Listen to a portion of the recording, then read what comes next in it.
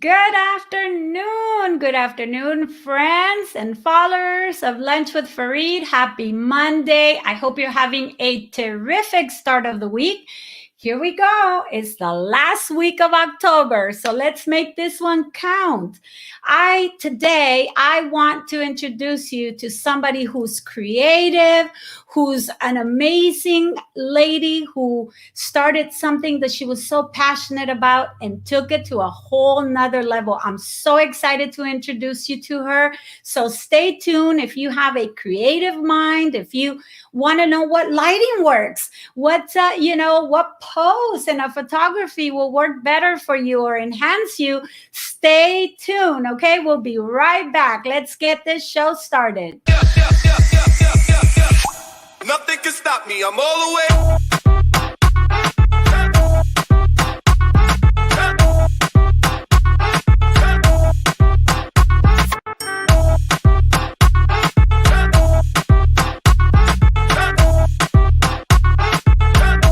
Nothing can stop me. I'm all the way.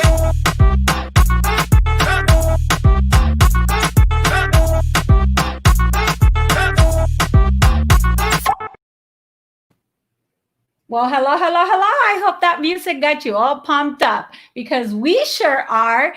We have a great show today to start off this week. Again, the last week of the month. What do we need the last week of the month? We need that extra push. We need to make sure that we reach all of our goals. Hey, it's not over till the fat lady sings, right?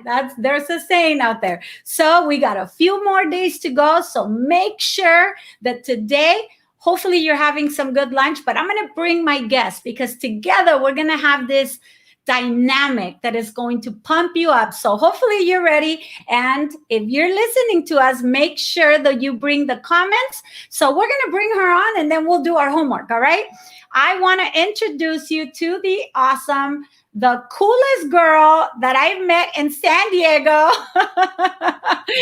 eeman agrama. And I know she spells all her name with small K's, but it wouldn't let us do it. So I just figured that we'll ask her why. Welcome to the show, eeman. How are you today? Girl, good to see you. I'm wonderful. It's Monday and I'm ready for the week and that last week of the month. Awesome. Well, to all our followers who are following us on Facebook, please go to our YouTube channel, subscribe to that little YouTube channel, put the little bell because every week we're bringing amazing stories to you. We're bringing awesome people like eeman, and I can't wait for you to learn who she is. Now, if you're following us on YouTube, then go ahead and go to Facebook. If you find this, if there's somebody that wants to get into photography, if there's somebody that wants to get into coaching, make sure that you share this live with them. Then for all you Instagrammers out there, make sure that you follow me at Cisniega Faride. Just put that little follow because we remind you when all of our events are, whether they're live or we're live stream or they're pre-recorded. So make sure that you do that and share if you like this. Do us that favor. And of course, we have this amazing special guest who is here with the topic of creativity and enhancing who you are. That's the message for the day. So make sure that you do that. So eeman, tell us, who is eeman? Oh my gosh. That's such a complex. Before you do that, everybody's having lunch. Don't forget forget. lunchtime or late lunch, early lunch. Here we go. But we like for our audience to cheer with us. So here's to the audience. Cheer for an amazing week. And then, of course, I'm going to cheer with you, eeman. So there we go. Cheers. Wonderful. Well, thank you for having me on the show today. And to answer your question, I mean, who am I? And, it's a complex and a very simple answer. I think that I've struggled all of my life just being myself. I think that we are constantly bombarded with like, who do other people want us to be, right? Our parents, our family, society, school, whatever it is, right? And we try to meet those expectations, but we never listen to our own calling in ourselves. And or I should say, we rarely listen to it. And when we do, we realize how powerful that is. When you listen to what is it that you want, who are you, then that becomes who you are, right? So I struggled, all my life. My parents immigrated from Egypt. They wanted the best for us kids, right? They, wanted us to be successful and all of that great stuff. And what I realized is that, I had to balance that. I had to balance, what do they want? What do I want? And what I found is that I couldn't ignore the creativity.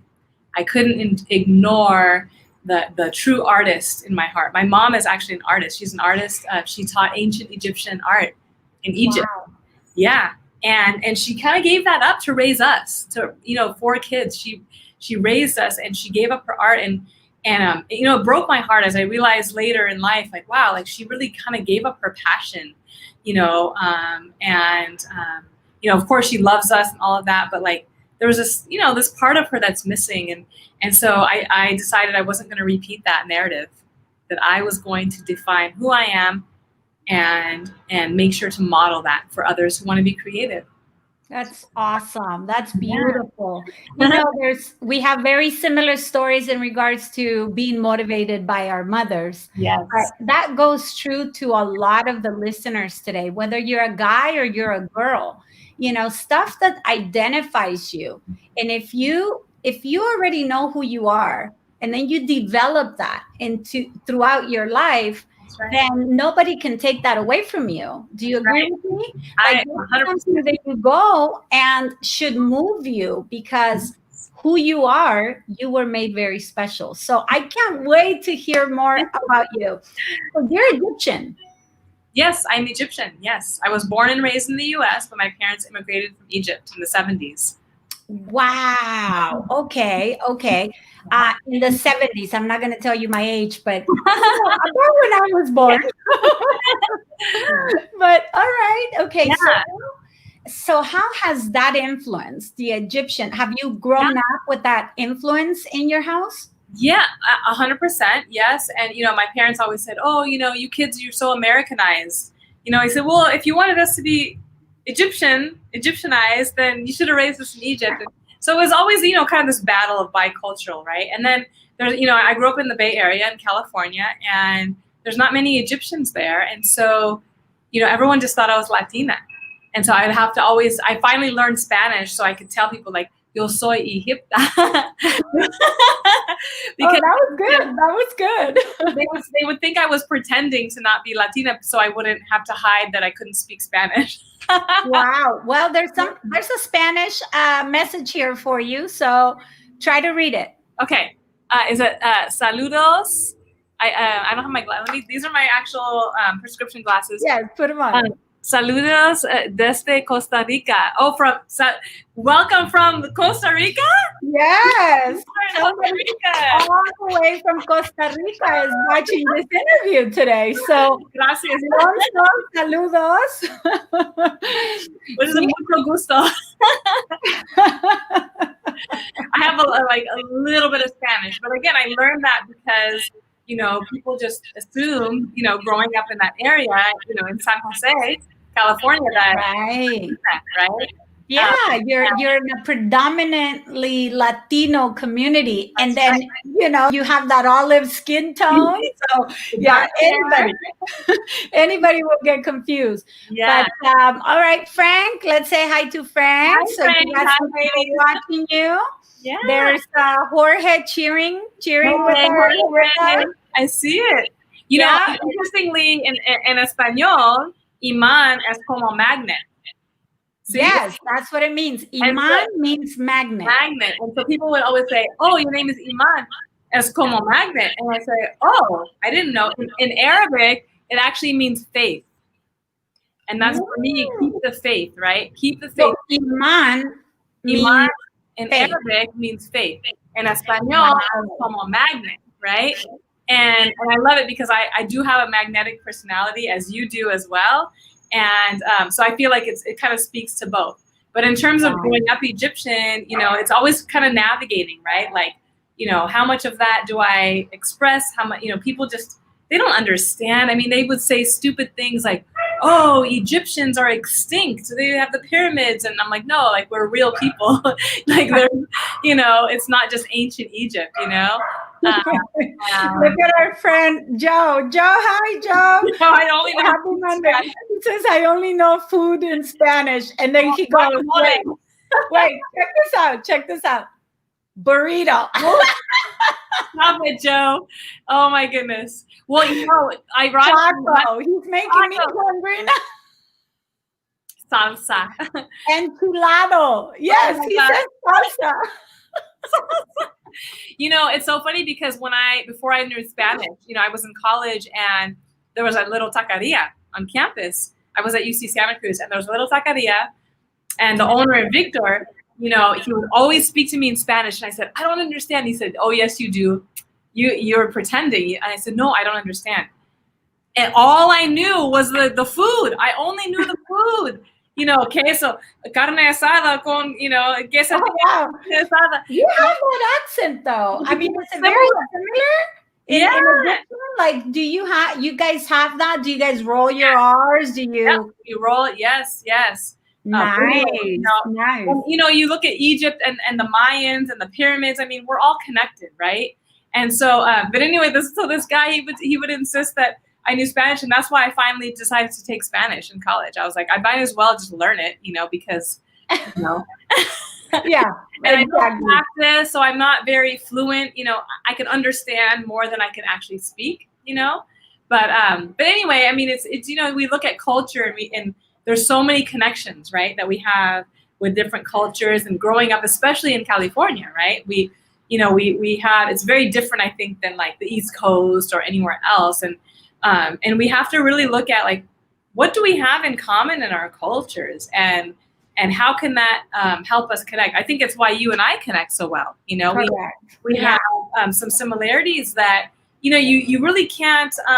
You just can't learn them. You have to be part. Right. It has to be your upbringing, and so I'm very grateful for that because it's otherwise kind of lonely, right? If you're just like absolutely a different culture and everybody else is kind of doing their thing. Yeah. Sarmajog Gomez says, perfecto español. Gracias. So there you go. People think that you speak perfect Spanish. Right. So maybe we can practice together. Only speak to me in Espanol, and then we'll be good. I'll bring it all back. Absolutely. And then Joe says, faith equals magnet. I can see that. So yes, I can see that too. Actually, when we first met, there was maybe 30 people in the group, 32 people in the group, something like that. And I mean, you were just like a standout to me. You were somebody that I knew immediately that I would have a connection with. And, that happens often. You go through life, whether you're at a networking event or you're, anywhere in line at a Starbucks or anything. Yeah. There's always that connection, that magnet feeling that you feel. Now, most people choose not to pay attention to it. But if you are very in tune with your soul and who you are and what kind of people you want to attract, pay attention. That's right. Whether it doesn't matter whether it's the universe, whether it's your faith, whether it's just your belief, your mental toughness belief, people come to you as a magnet of who you want to attract. That's right. And I'm so glad you said that because everyone has heard of that concept of like you attract the energy that you put out, right? So if you're negative, if you're in a bad mood, like you're going to attract people that are negative and in a bad mood, right? Think about it. Absolutely. Right? Look at this one. He says, I'm pretty sure Sarmajok was talking about my Spanish words. His burrito, his taco, and... Yeah, see, now you're making me hungry. It is lunch, and I need to go get some food. I can always count on Joe to get my inspiration to the Is Joe a regular? Is Joe a regular on your show? He is. He's my BFF. So. Well, nice to meet you, Joe. Joe, here's another one. Okay, And here's thanks to another you, one I'll for be our having circle. some Mexican food for lunch today because I got a Lolita's downstairs. Totally. So let's talk about that for a moment. So obviously you went from being a creative soul, a magnet, growing up in an environment where your mom was very creative. Yeah. And then all of a sudden, 20 years ago, you started this photography venture, right? I know that you own a business. I love the name of your business. Thank you. Let's put it on there so people can see. Sure, yeah, check it So, out, everybody. my own beat photography. That says so much about you, by the way. Yeah. So how did all that get started? Why did you decide to go into photography? Yeah, so when I started, so in high school, I happened to take photography. And this is back in the day when it was right before the digital cameras came out. And so we were still using film. I should have my camera out here to show you. My film camera, you had a roll of film and you had maybe 36 or maybe 24 exposures that you could take. You couldn't take like 20 selfies of the same thing, like we do now. You had to be thoughtful and choose what you were going to take a picture of. Creative, for sure. Creative. Yes. And so I had this class and my dad I was so lucky. My dad had a camera and I said, oh, Dad, can I borrow your camera for my photography class? And he said, well, what is film? Yeah, exactly, Joe. Like to the kids today, like, what is film? So, I said, Dad, I'm going to borrow this camera. And he said, well, you have to learn how to, do all the adjustments. And I said, and he still jokes with me to this day. I said, well, what do you mean? What is there to adjust? And so I took this class and I learned I was shooting manual. Manual means like there's nothing automatic for you. You got to know exactly all the technical pieces. Wow. You got to know what you're doing, right? So I did that in high school and I became sort of like the teacher's aide. I did all the like headshots, like student of the week and all that. And I just loved it. And we had this photojournalist come to speak to our class. And I said, you know what? That's what I'm going to major in college. I don't even know if I'm going to college. I don't know, but I'm going to major in photography. And so I did. And ironically, my mom being an artist and having, done her degree in art in Egypt, when I started college, my parents said, no, you need to do something that's more successful, right? They assumed I would not be successful because my mom had to kind of drop her art when she came here. And they said, you need to do some science thing. And I was just devastated. And I didn't have the money at the time to pay for the extra materials. You had the film and the chemicals and the darkroom and all of these extra things. And I couldn't ask my parents for it. They didn't have the money either. We were struggling financially. There's 4 kids. We were all trying to go through college. And so I dropped my major. I dropped it. And, and I look back and I say it was heartbreaking, but at the same time, I feel like it's kind of connected to my journey. So I started taking classes, try to find what would resonate with me. And I ended up landing in social psychology, which is the study of people and how people think and how people connect, right? So like the socialization, right? And I loved it. And I was able to continue doing photography just kind of on my own in the dark room with my film. And, I still had my dad's camera. Thankfully, he let me continue using it.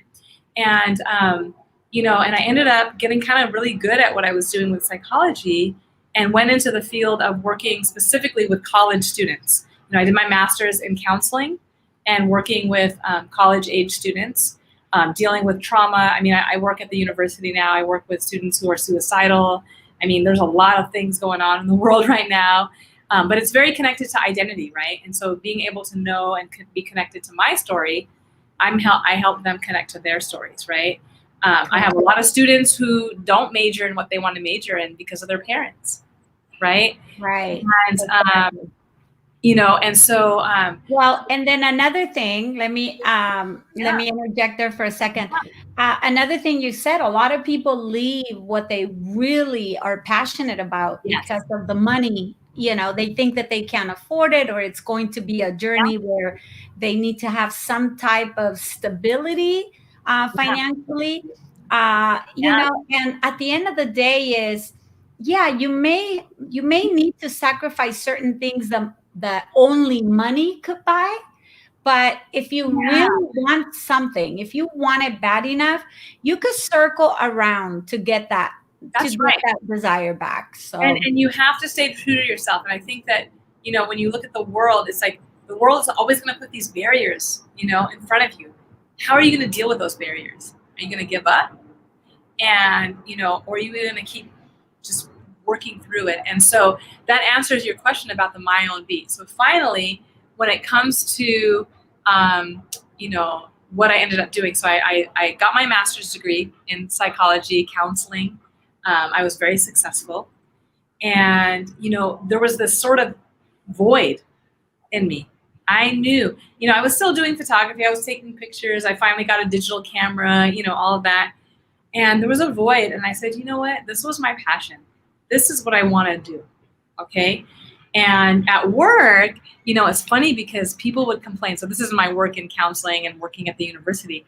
People would complain and say, Eeman, you know, she just walks to her own beat. She walks to the beat of her own drum. And they would complain about that. And I'm like, you know what?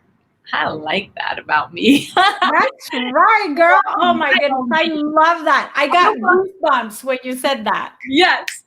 And it's, if you go to my website, I kind of tell a little bit of the story. You know, it's a compliment and it's also a criticism, right? It's both. And that's how we have to be in this world. We have to be resilient. We're going to get criticisms. We have to look at, like, how does that define me? I walk to my own beat. Yeah. And you should too. That's right. And there is everybody has a beat. Everybody has a beat. Right. And we shouldn't be walking to somebody else's beat. We shouldn't be walking to the beat of their drum. You walk to the beat of your drum. That's right. And there's an old show. I don't know if you know it. It's called Different Strokes. I bet you Joe knows it. I bet you Joe. Oh, of course, Joe will know it. And his brother Frank will back him up. Like me. There's a show called Different Strokes, and I also sing. So that's my a little separate passion. But the beginning of the show, the song says, "Well, the world don't move to the beat of just one drum, right? The world does not move to the beat of just one drum." Okay, so did you guys catch that? Not only is she a super creative photographer, but the girl can sing. She is also very talented. I don't want to make a career out of that unless it's like commercials or something. But I never want to be a famous singer. It's too much stress. But anyway, but to tell that story, right? You gotta walk to the beat of your own drum, because if you don't, you will feel the void. You will feel that you are not yourself. You are not being yourself. You are being what everybody else wants you to be. Yeah. Again. Well, check this out. Jorge, in our comments, he has a question, right? So the question is, do you follow your passion or a career that pays the bills? Most choose the second, sadly. Okay. I'm a testimony of that. Okay, I don't know. You should say something about that, Faride. I think you should say something about that. Yeah. Well, I mean, most people, of course, they got to pay the bills, right? I mean, you can't live under a freeway and then, you know, get ready to go to work the next morning and not be tired. So the thing is, if you balance it out, sometimes, so like if somebody was offering me a business, right, that is going to give me $1 million, but I'm going to be miserable, stressed out, I don't know if I would take the business. But if somebody says, well, Farid, I'll give you $500,000 or $100,000, but it's something that you're so passionate about, I will take that over the $1 million, because through my passion, I'm going to develop a huge business that eventually is going to lead me to the $1 million anyways, because I'm going to stick to it. It's going to be longevity, right?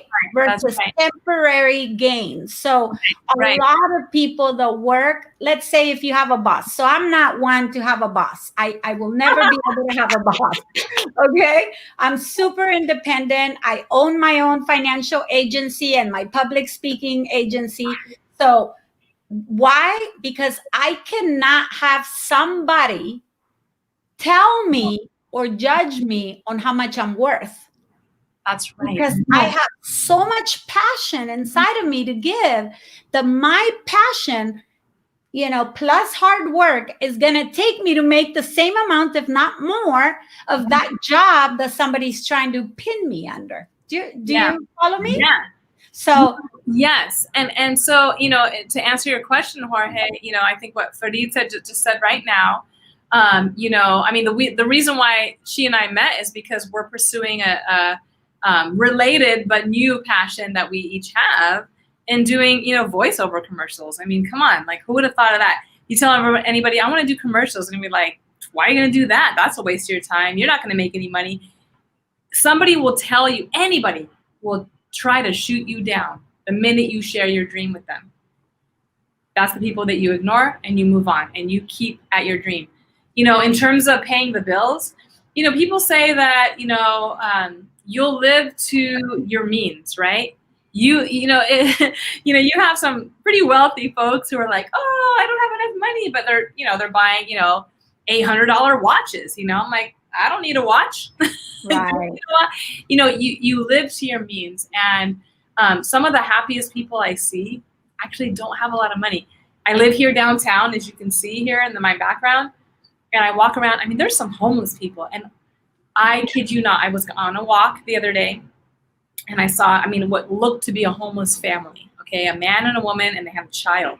They looked homeless. They had a cart of things, and they were singing, just sitting there on the harbor, singing. Wow. At the perfect freaking harmony. I was like, oh my God, I just stood there and I was like, wow. Like I could have recorded that. I didn't want to violate, the kind of like, they were in the zone. They were in the zone. And when you're in that zone, it doesn't matter what anybody thinks. It doesn't matter how much stuff you have. I don't need stuff. You know what I'm saying? Right. Like, I don't need anything. There's only one thing I say about that, Eeman. So yes. I was interviewed by Ken Walls, and okay, we're gonna put Ken Walls here. He's watching. Hi, Ken. He thinks I deserve another BFF. Him and Joe got it. but he asked me a question when I was interviewed by him the other day, and what I told him is, hey, listen, money is not the answer to all, but it is the vehicle that you're going to get to get places that you want to do.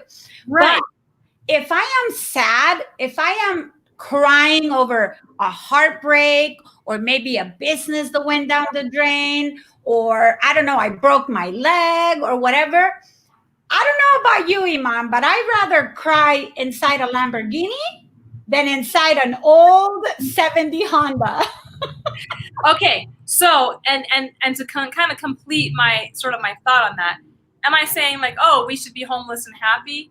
No, obviously, but that told me that there's this element of hope and inspiration and connection, regardless of where you're at. And so in my case, my vehicle was, I worked in these university jobs. I'm still in a university job. It's so stressful. I mean, my blood pressure is skyrocketing. I mean, it's just kind of nasty, right? Especially during COVID. But I saved up money, and I bought a freaking condo downtown. I'm looking at the Coronado Bridge with the ocean, and now I can say, you know what? I can step away a little bit from all that and shift. So if you look at I was doing, 70% of my time on that job that I liked originally, but I got too stressful, and then 30% of my photography. Now I'm shifting, right? Right. And congratulations on your condo, by the way. What's that? Thank you. Congratulations, because I know most people feel intimidated by having like a huge purchase, but hey, no. You're living your own beat, girl. So I am so excited that you do that. Let's look at some of our comments. Okay. Well, obviously, Jorge says you can sing. Thank you, Jorge. And he goes, wow. But can I sing in Espanol? We'll see next time. I'll do some Gloria Estefan, old school. Woo-hoo-hoo. There you go. Now, Frank Ingram says, what might be right for you may not be right for some. That's absolutely right. You have to look for your own passion and your own tune, your own tune. Yes, right. Your own beats. Yes. Yes. And then I totally agree with Joe. You do what you need to do long enough to pay for what you want to do full time. Yes. Yes. So it's temporary sacrifice for a lifetime of enjoyment. That's how I look at things. As long as it's not to your detriment to where you're like, self-sacrificing or you're not healthy. That's, you got to draw the line, right? Yes. And then Ken wants to know if y'all drinking wine. Ken?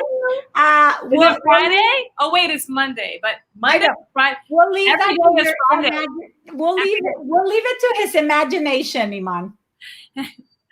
You can imagine. Mine's empty. Oh my goodness, yours is empty. let me get my refill. Let's see what else people are telling you. Oh, she says you could record it. You have an old camera. She couldn't record. I don't know. Joe has this sarcasm. Sometimes it's too American for me. I can't catch up. Frank's still laughing. What is Frank still laughing at? Frank, what are you still laughing at? Frank, what are you still laughing at? Probably Joe. We're not joking. And then Edna, all the way from she's in Seattle, Washington. She says, stunning lady. Yes, she is. Thank you. Coronado Condo Live. Oh yes, right here. I'm looking at Coronado. Oh, somebody thinks we're nice looking. So thank you, Manuel. We haven't even told them about the photos I did of you. That's later. That's a surprise for later. There you go. Hey, and then Joe, of course. He thinks he's always right. No, Joe, you're not always right. Faride is always right, especially with her new BFFs. That's right.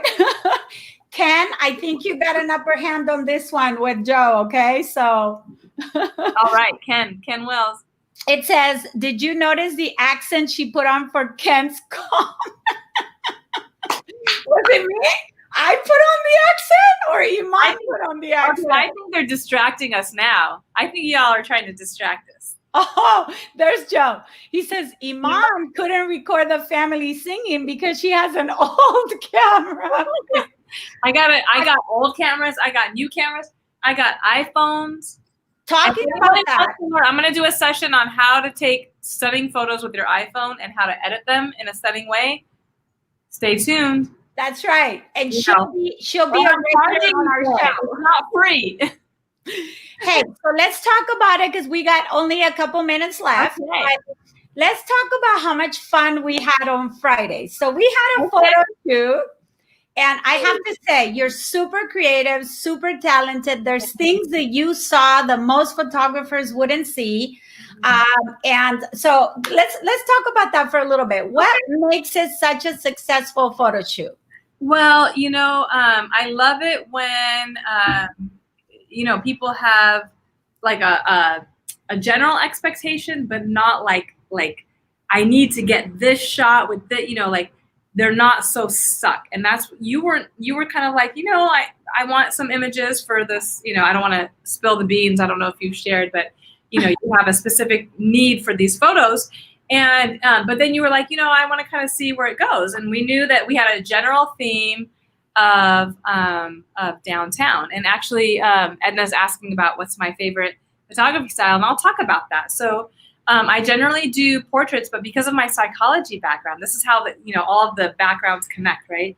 My psychology background allows me to connect with my subjects in a way that most photographers can't. I can pull the emotion and what's happening for that person. I can pull that out and bring it into the photo.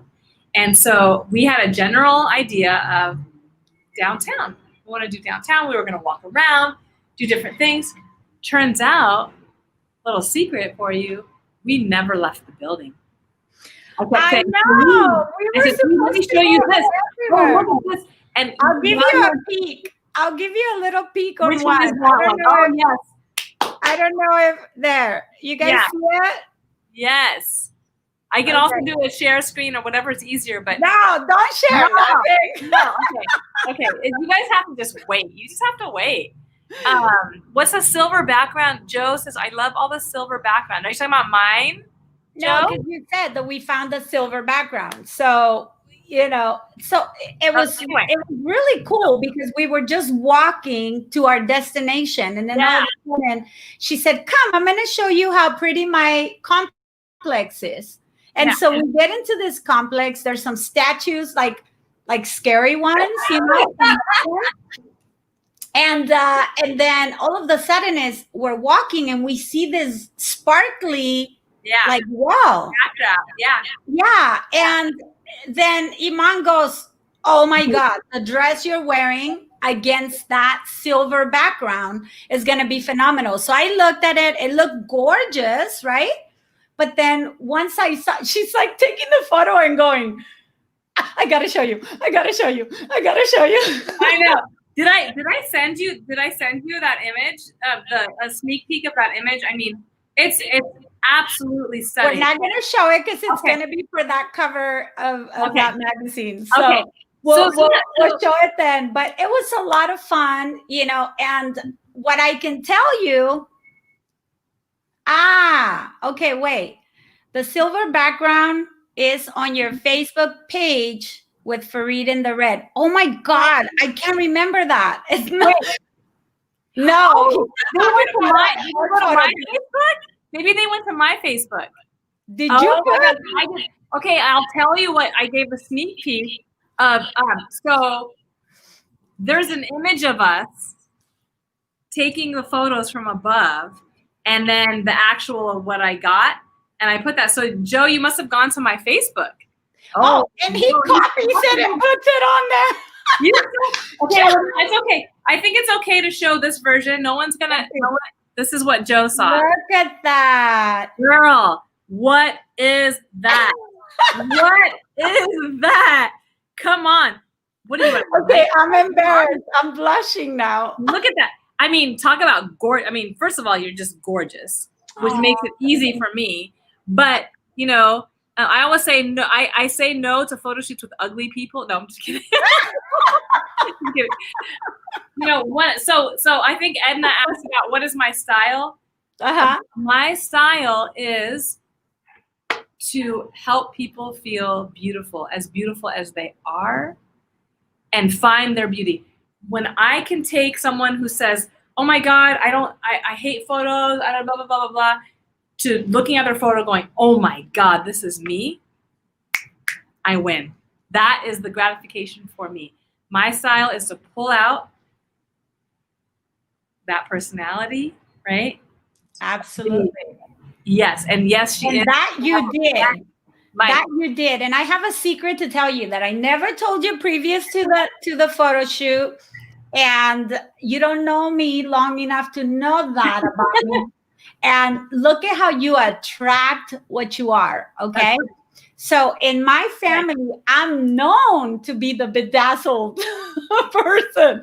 I love diamonds, of course. Diamonds are my best friends, but I love like Swarovski crystals.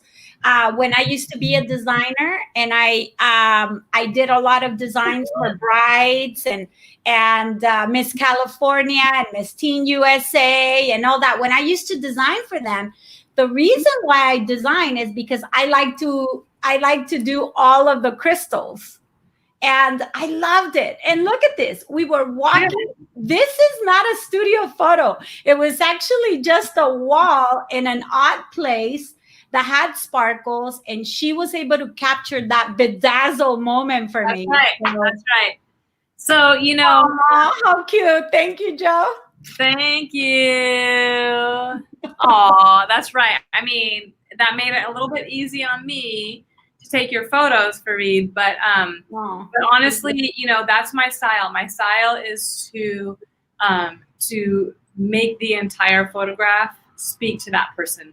And again, that's the psychology in me, right? Like, I have a master's in psychology, and to make that come alive through an image, through a portrait, is my goal.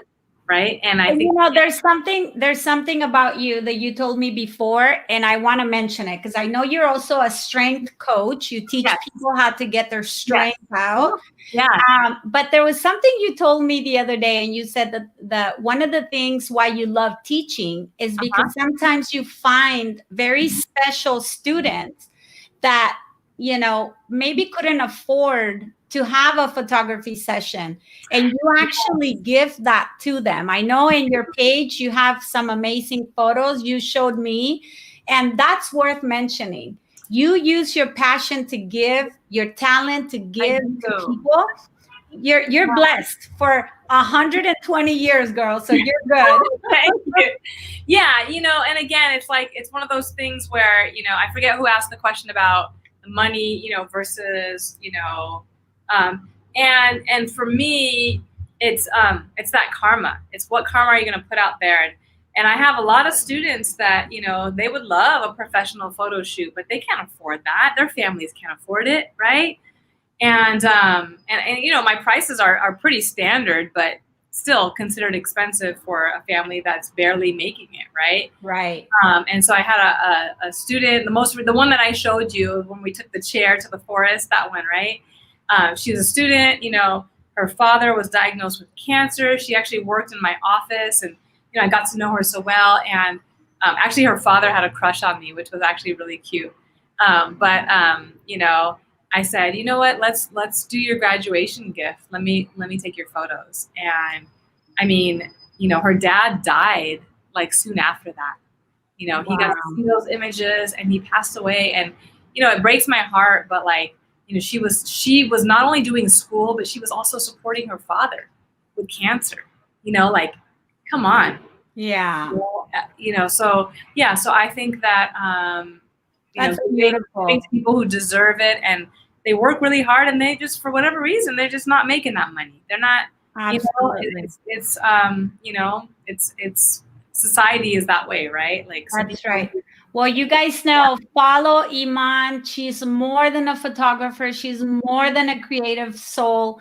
She's a beautiful, beautiful human being. So please follow her. Jorge wants to know what's the discount for Faride's followers. You're going to have to give me some type of discount code. All right. Okay, we'll do a discount code. We'll do it 15% off. Jorge, you want some headshots, huh? That's right. Hey, they know you're my photographer. They know they're going to come to you. Bring your mask, and then you just take it off for the headshot. And then we had a person give us a negative comment on Instagram telling us that we were the reason why we were spreading COVID-19. And I was like, wait till they see the images. We were safe. My zoom lens allowed us to be 20 feet, not 6 feet apart, 20 feet apart. We didn't touch. We didn't hug. I did not remove my mask once. You didn't even see my face. You only see my face. The only time I removed mine was when we were taking the photos. I had to retouch my lipstick a lot. I know, right? You're like, oh no, my lipstick. And we were outdoors. I don't mess around when it comes to COVID. Okay. That's right. That's right. I only do socially distanced images. Photo shoots. Very rare. You have to take your temperature. I don't mess around. So thank you for that. I don't think that's a negative comment. I think it's a responsible comment. I responded nicely, but as I always do, but I was like, oh no, if you only had seen what we had to go through. It's a responsible comment because, when you look at like the bar, I mean, I'm right here in the gas lamp, the bars and the restaurants, and they're only supposed to be at 25%, but they're way more than 25% capacity. They're just trying to make a living. But I fear for those people. I don't hang out with any of those folks, You're not going to hang out with Joe because he says he's too pretty for a mask. Go. You got to just wear your mask, man. Don't mess around. Wear your damn mask. I don't care. Wear your damn mask. I have a friend who works in the ER for COVID. She deals with COVID patients. She sees people die every day. Yeah. She wears a mask. No, it's serious. It's serious. But hey, we respect everybody's opinion. That's right. If I'm afraid of somebody giving me COVID-19, I don't get close to them.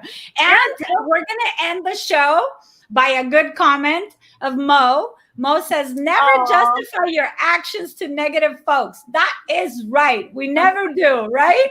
No. Hey, And this that show time is for that. open for you, Eeman. Anytime you want to come back, we Thank can't you. wait. We're going to be on the cover of that magazine that we were invited. So we got a great photo. Well, we'll do it. We'll do a part 2, and we'll show the images. We'll just do a slideshow gallery. Yes, absolutely. Yeah. And we've got tons of ideas more to go through. So it'll be nice. But thank you, everybody. We went over. This is the first show that we have that we just go over, and we haven't even finished talking about everything. But hey, don't forget to vote. If you haven't done so already, make sure that you get your little butt to go vote. And whatever it is that you think should be happening, hey, we don't want to hear it if you don't vote. Okay? Nope. So don't complain if you didn't vote. Also, that's right. If you can add my Instagram is just my own beat. One word, my own beat. Follow me on Instagram. You'll see all my images. I'll be putting sneak peeks of Faride's photo shoot. Starting today, we're doing some sneak peeks. So sounds good. Well, thank you, everybody, for tuning in. We had great interaction today, and we'll see you next Monday, 12:15. Eeman, stay backstage for a minute for me, okay? I'm all here. Right, we'll send it out. Thanks. Nothing can stop me. I'm all the way.